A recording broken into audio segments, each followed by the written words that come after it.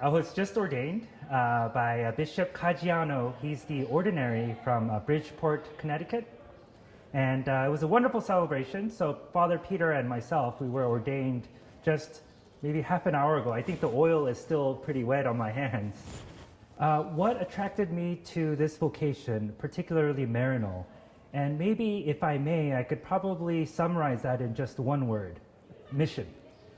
That's the reason why I joined maryknoll, is to go overseas to proclaim God's love to every creature, not just in the United States. And I couldn't think of any other organization in the United States that does this.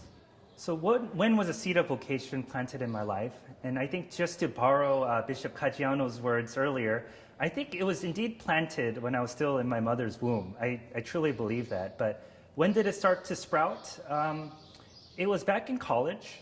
Prior to going to Europe on a pilgrimage, I didn't really know what I wanted to do with my life.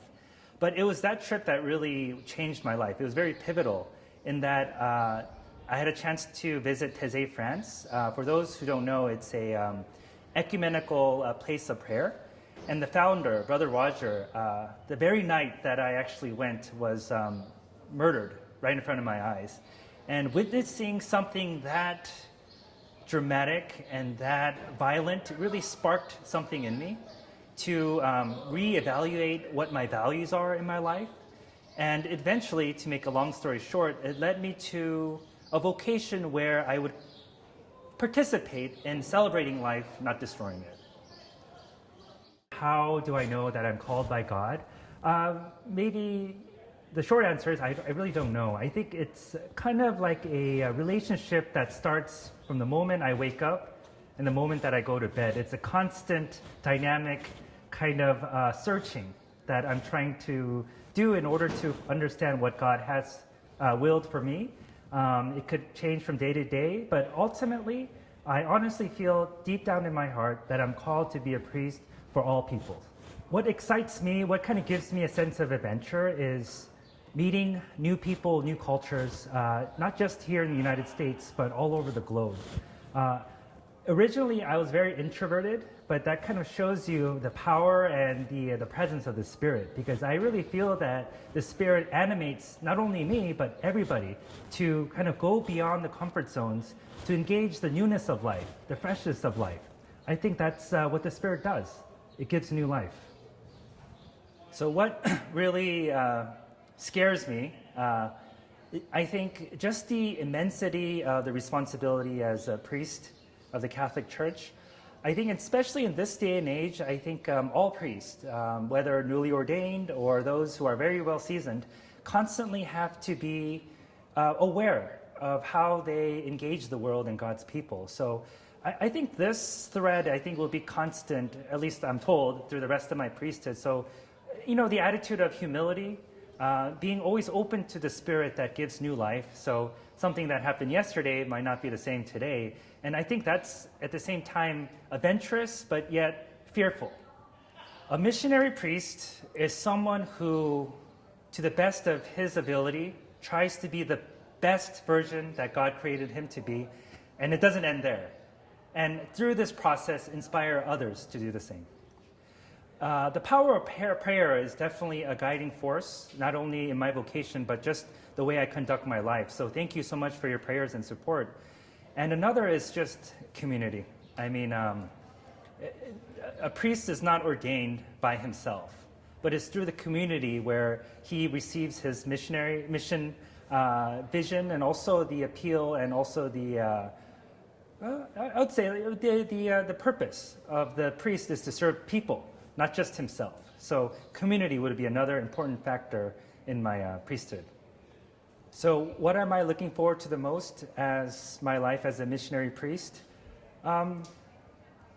Again, I think I used this answer before, but I'll say it again in just one word: mission. Just to go out, be heralds of good news, like Bishop Caggiano said during his homily, and to strive to be the best that I can be, and to inspire others to do the same. I think that is what's going to really continue and sustain me in this new office that I have. So Pope Francis, in his very famous saying, said, shepherds, priests need to smell like the sheep. And for that, it means to be in the thick of things. So not let any of my shortcomings or idiosyncrasies get in the way of connecting with the people. I think that's what it means for me to smell like the sheep. So not just be introverted Father Daniel, but be a father for all peoples. So why am I choosing to become a priest? And not just a priest, but a missionary priest, especially in this day and age where that is not really a popular choice to make. Well, just like the early church, how they went through persecutions of all kinds to really be part of something that's bigger than them. And I think this day and age, for most part, it's not as bad as the early church, but it's definitely a challenge. But I think that's really what fuels the church, is to be challenged to go out of our comfort zones and to really be a light in the darkness. And I think this is no better time to do that than now. So what would I say to someone, a young man considering a missionary vocation to the priesthood or brotherhood? Check us out. I mean, it's not like you become a priest or a brother overnight, but there's definitely a process where you get to explore if not only if this vocation is for you, but if you really would feel fulfilled and engaged. So, come check it out. It might be a little bit nerve-wracking at first, but there is definitely enough time to discern that. It's interesting because as we develop as a human community, there's magnificent progress being made, yet the gap between the rich and poor are ever increasing.